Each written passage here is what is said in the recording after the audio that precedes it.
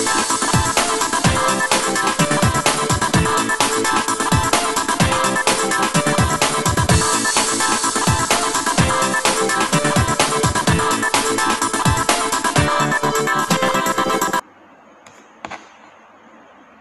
students, today in this video we will see chapter 2 Adventure in the Banyan Tree of English Literature.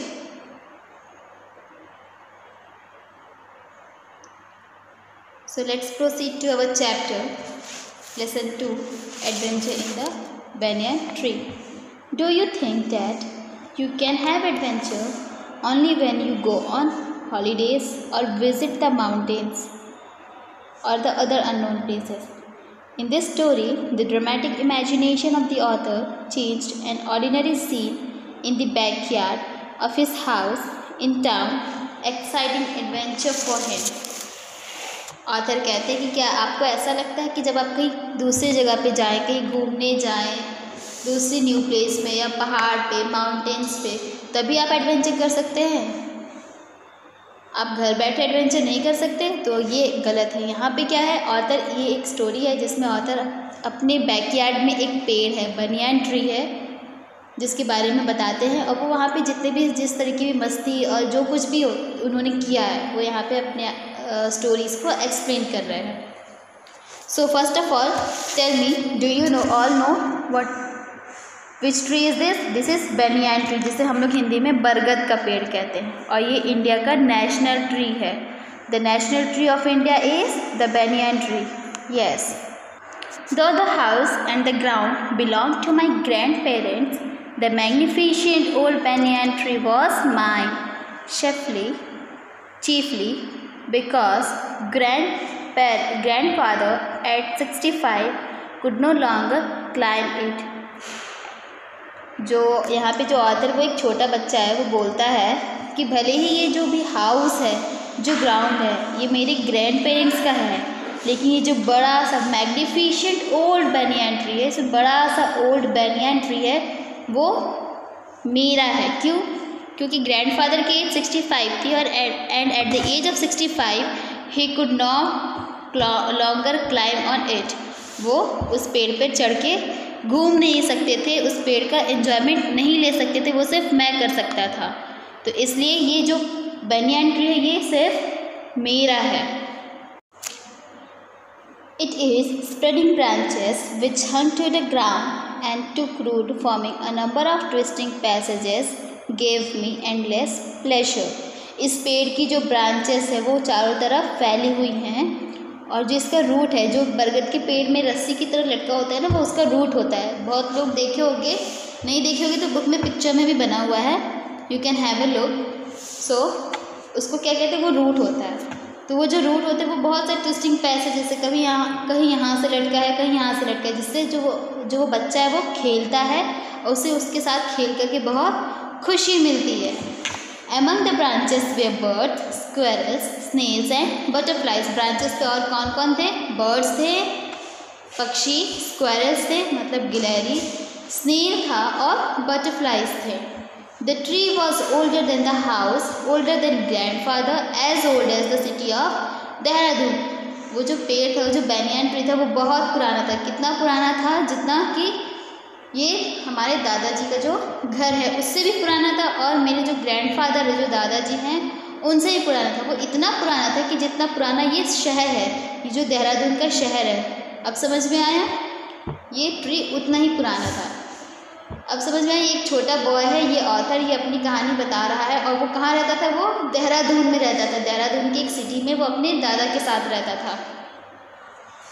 My first friend was a small grey squirrel, arching his back and sniffing the air. He seemed at first to resent my invasion of his privacy.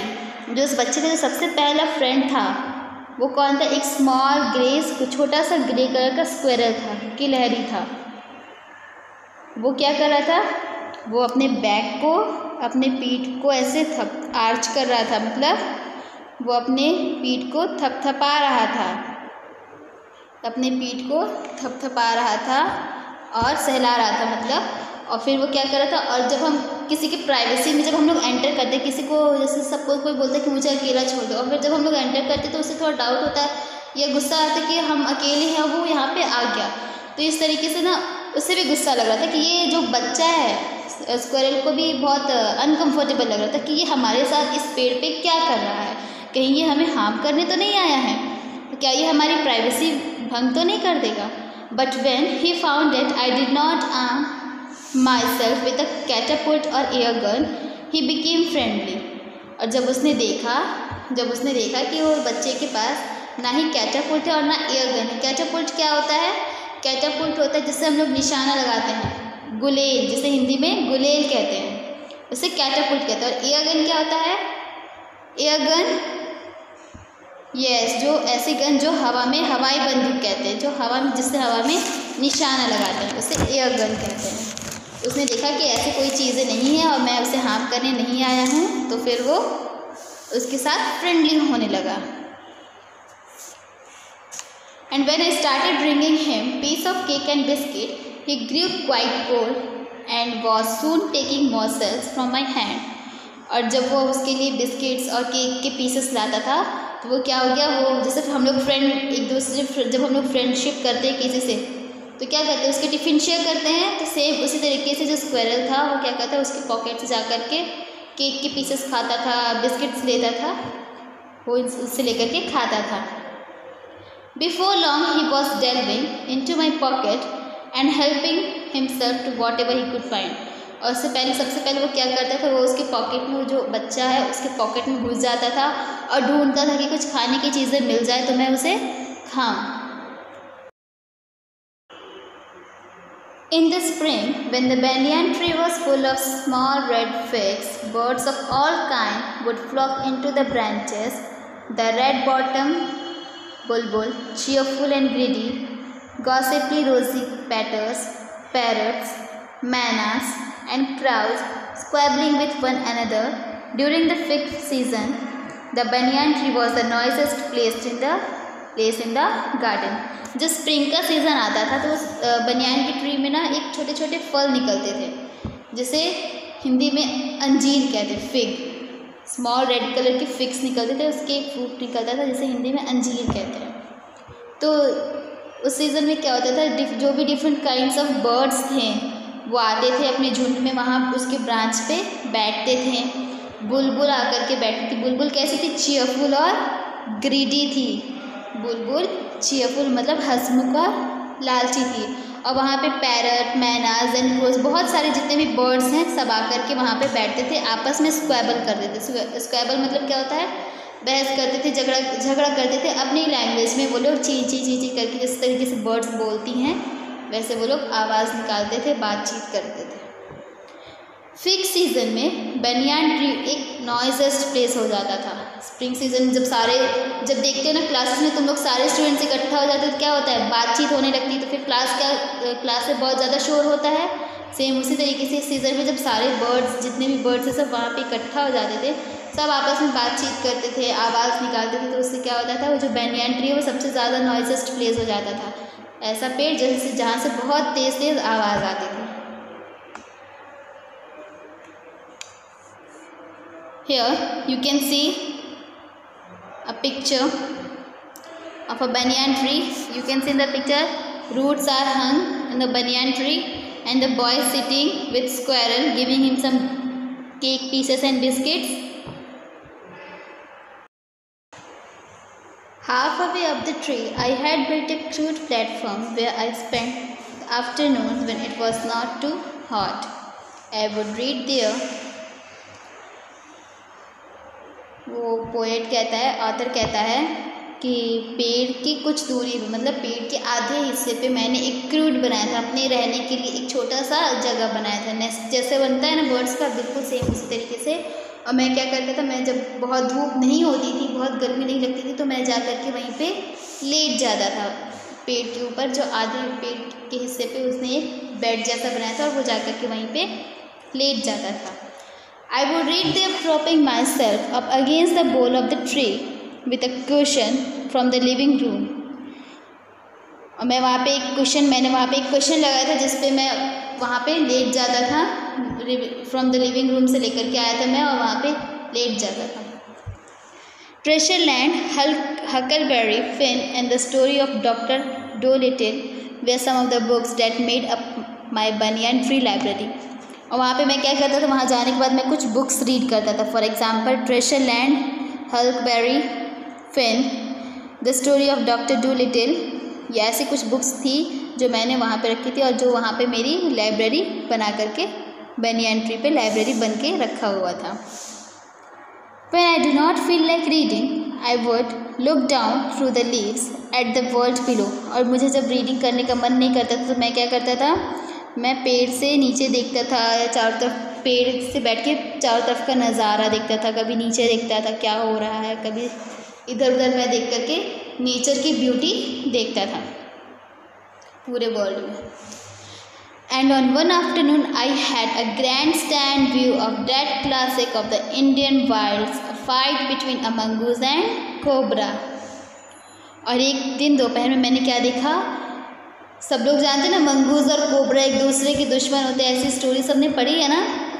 तो बिल्कुल same वही view उसने जो author है, जो बच्चा है, वो पेड़ पे बैठा बैठा एक दिन आफ्टरनून में उसे वो व्यू दिखा, जो इंडियन वाइल्ड क्लासिक स्टोरी थी, fight of mongoose and cobra की, सेम स्टोरी वो उसे दिखा। The warm breeze of approaching summer had sent everyone, one including the gardener, into the house। I was feeling drowsy myself, wondering if I should go to the pond and I have a swim with my friend। और इतनी तेज़ धूप थी कि सब लोग वहाँ से चले गए थे, सिर्फ एक गार्डनर था, वो भी कहाँ था, हाउस, घर में था। और मुझे इतनी गर्मी लग रही थी कि मुझे लग रहा था कि मैं अपने फ्रेंड्स के साथ जाऊँ, पॉन्ड में स्विम करूँ, नहाऊँ with Ramu and his buffaloes. किसके साथ, रामू के साथ और उसके बफेलोस के साथ। When I saw a huge cobra gliding out the clump of cactus, at the same time a mongoose emerged from the bushes and went straight for the cobra। और अचानक से उसने क्या देखा, एक ह्यूज कोबरा मतलब एक स्नेक देखा, बहुत लंबा स्नेक था जो कैक्टस के बीच से निकल रहा था। और सेम उसी टाइम पे मंगूस मतलब नेवला, मंगूस भी आया और वो झाड़ियों से निकल करके वो सीधे कोबरा की तरफ जा रहा था। In a clearing beneath the banyan tree in bright sunshine they came face to face। Banyan tree के जस्ट सामने इतनी कड़कती धूप में दोनों एक दूसरे के आपस में आमने सामने आ गए थे। The cobra knew only too well that the grey mongoose, 3 feet long, was a super fighter, clever and aggressive। Cobra बहुत अच्छे तरीके से जानता था कि ये जो ग्रे मंगूस है, जो 3 फीट जो मंगूस कैसा था, मंगूस ग्रे कलर का था और उसकी लेंथ कितनी थी, 3 फीट लॉन्ग थी, वो 3 फीट लंबा था। तो कोबरा को बहुत अच्छे से पता था कि वो मंगूस है, वो बहुत अच्छा फाइटर है और बहुत ही क्लेवर और एग्रेसिव है, चालाक और गुस्से वाला है। But the cobra too was skilful and experienced fighter. Cobra भी बहुत स्किलफुल था, खूबियों से भरा था और एक एक्सपीरियंस्ड फाइटर था। He could move swiftly and strike with lightning speed, and the sack behind his long, sharp fangs were full of deadly poison। वो आराम से उसकी तरफ मुड़ा और अचानक से जैसे कैसे बिजली गिरती है तो एकदम सडन गिरती है, तो बिल्कुल सेम वो उसकी तरफ बढ़ा और उससे पता था कि वो अपने जो उसकी जो लॉन्ग सैक थी, जो उसकी जो लंबाई थी, उसके पीछे एक वो डेडली पॉइजन था, उसके अंदर एक जहर भरा हुआ था। Hissing defiance, his fork tongue darting in and out. और जैसे कि जब उसने अटैक किया तो जैसे स्नेक जब हम लोग के ऊपर कुछ होता है, हम लोग जब डर जाते हैं तो क्या होता है, हमारी सांसें फूलने लगती है, बिल्कुल सेम स्नेक के साथ भी बिल्कुल ऐसा ही हो रहा था। वो भी अपनी जीभ बार अंदर बाहर कर रहा था, in and out. The cobra raised half of his 6 foot length of the ground. Cobra ने क्या किया, अपने जो उसके लेंथ कितनी थी कोबरा की 6 फुट थी, उसने क्या किया, अपनी जो हाफ लेंथ थी, मतलब कि 3 फुट लेंथ थी, वो सीधे ऐसे ग्राउंड पे खड़ा हो गया। देखते हो ना स्नेक कैसे बैठता है, अपनी आधी जो लेंथ होती है वो ज़मीन की तरफ ऊपर स्टैंड करता है और बाकी जो होती है वो नीचे रोल करता है। बिल्कुल सेम उसी पोजीशन पे वो बैठ गया था। And spread his broad and spectacles hood. और फिर क्या हो रहा था, फिर वो देख रहा था और बहुत सारी चीज़ें वो अपने अंदर उस मंगूस के ट्राई करने के लिए सोच रहा था।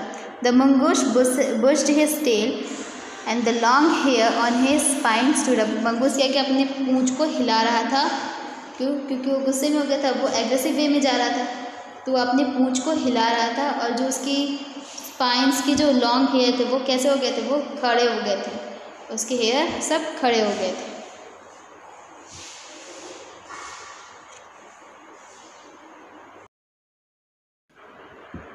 Though the combatants were unaware of my presence in the tree, they were soon made aware of the arrival of 2 other spectators.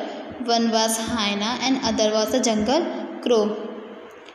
जो वो कॉम्बेटेंट्स मतलब होता है जो फाइटर्स, वो फाइटर्स को बिल्कुल भी अंदाज़ा नहीं था कि मैं उस पेड़ पर बैठा हूँ और वहाँ पे जो कुछ भी हो रहा है मैं उसे देख रहा हूँ। लेकिन सून बहुत जल्दी उसे ये उन लोगों को ये अवेयर हुई कि हाँ मैं वहाँ पे हूँ और मैं उन सब कुछ चीज़ जो भी वो चीज़ कर रहे हैं, जो भी वो लोग कर रहे हैं लड़ाई, मैं उसे देख रहा हूँ, नोटिस कर रहा हूँ। किस तरीके से पता चला उनको उस बॉय के बारे में, जब वहाँ पे 2 अदर स्पेक्टेटर्स, 2 अदर बर्ड्स आ गए थे। फर्स्ट वाज मैना and second was a jungle crow. पहले तो ना ही मंगूस को पता था और ना ही कोबरा को पता था कि वहाँ पे उस पेड़ पे कोई है, लेकिन फिर पता चल गया किसके कारण, यस मैना और जंगल क्रो के कारण। जब वो पेड़ पे आके बैठे और उनकी नज़र उस पर पड़ी तब उन्होंने देखा कि वहाँ पे एक छोटा लिटिल बॉय भी है जो कि उनकी फ़ाइट को देख रहा था। The birds had seen this preparation for the battle and had settled on the cactus to watch the outcome. Birds ने क्या देखा था, बर्ड्स ने देखा कि अब यहाँ पे प्रिपरेशन, जो भी लड़ाई करने की जो भी प्रिपरेशन हो रही है वो यहाँ पे अब स्टार्ट हो रही है for the battle, preparation for the battle start हो रही है। और वो लोग चुपचाप जाकर कैक्टस पे बैठ गए थे उसका आउटकम देखने के लिए, कि रिजल्ट देखने के लिए कि अब क्या होता है, ठीक है, कौन जीतता है कौन हारता है। जब हम लोग किसी चीज़ का मैच देखते हैं, for example if you watch cricket match, then you wait eagerly ना to see what is the outcome, कि क्या हो रहा है, अब कौन जीतेगा, अब कौन हारेगा, अब क्या होगा, अब क्या होगा। इस तरीके का जो सस्पेंस क्रिएट होता है तो वो क्या होता है, वो उन दोनों के बीच में रहता है, कैक्टस बोल दिया, क्रो और मैना के बीच में, कि अब हम देखना चाहते हैं कि अब कौन जीतेगा कौन हारेगा। Had they been content only to watch, all would have been well. उन लोग क्या किए, वो वहाँ पे जाके कैक्टस पे चुपचाप बैठ गए और देखने लगे कि अब क्या होगा, रिजल्ट फाइंड करने के लिए क्या इसका आउटकम होगा, कौन जीतेगा कौन हारेगा।